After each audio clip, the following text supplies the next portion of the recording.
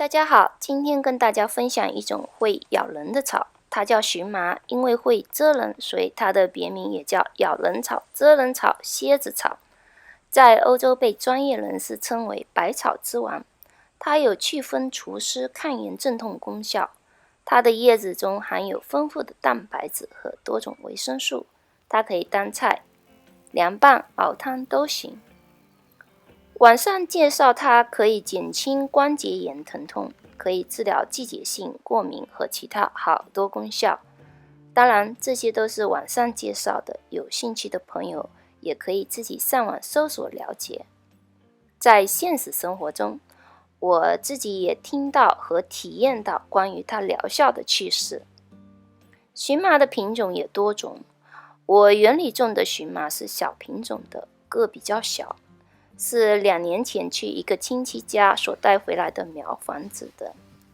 当时去亲戚家时，亲戚很热心地介绍了他园里的荨麻给我认识，说他自己得了很严重的风湿病，骨头经常疼痛。后来种了荨麻在园里，每次到园里时都会让荨麻遮一遮自己的手臂或别的部位，平时也会用荨麻熬汤喝，说他的风湿痛改善了好多。不过荨麻的叶子上和茎上都有毛刺，是有毒的。皮肤敏感的人被蛰后可能会有过敏反应，轻则红肿，重则溃烂，所以大家不要轻易模仿。还有一个故事是朋友分享的，说是一个人得了一种病，特别痛苦，全身疼痛。有一天到山上看到有荨麻，他就用荨麻拍打自己的全身。第二天他一觉醒来，发现他的病痛减轻了很多。然后就是我自己体验它的一件趣事。前些天我收了一些荨麻，当时的荨麻已经开花结籽了。当晚用了一点荨麻熬了鸡汤，我喝了2碗，然后当天晚上我就非常频繁的上厕所。我还纳闷，就喝了2碗汤，至于吗？之后才看到网上描述荨麻时有提到说，要是荨麻是开花结籽后采摘的，是有利尿功效的。这利尿功效我是真正的体验了一把。大家应该也听说过一些关于荨麻的事，朋友们也可以一起来分享一下。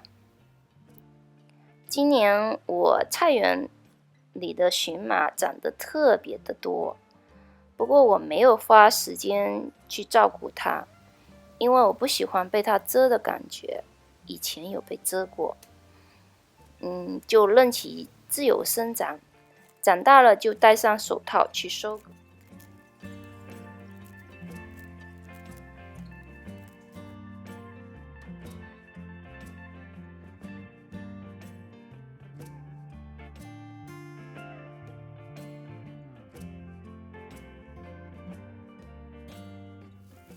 可以晒干备用。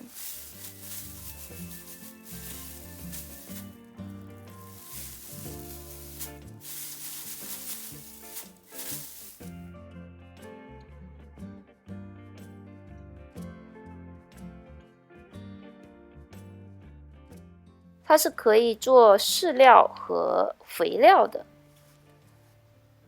一看我心里就乐了，决定把这个菜床就归荨麻长期使用了。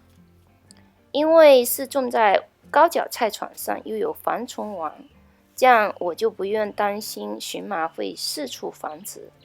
想种的朋友在种之前一定要好好想清楚种哪里，别让它到处繁殖。毕竟它是一种不好欺负的草，它可是会蛰人的。不过它叶子上的和茎上的毛刺在晒干后或开水烫过后就不会蛰人了。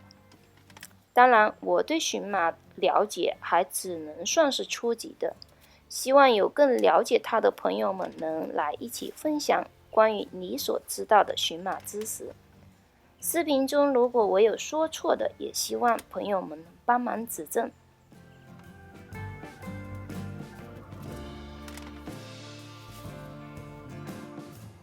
这是收割过一次的荨麻，打了顶的荨麻会长出很多的侧枝来。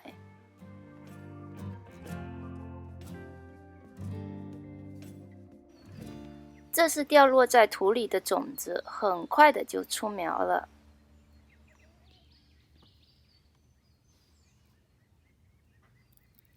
好了，这个就是我今天跟大家分享的植物，感谢大家的观看，谢谢。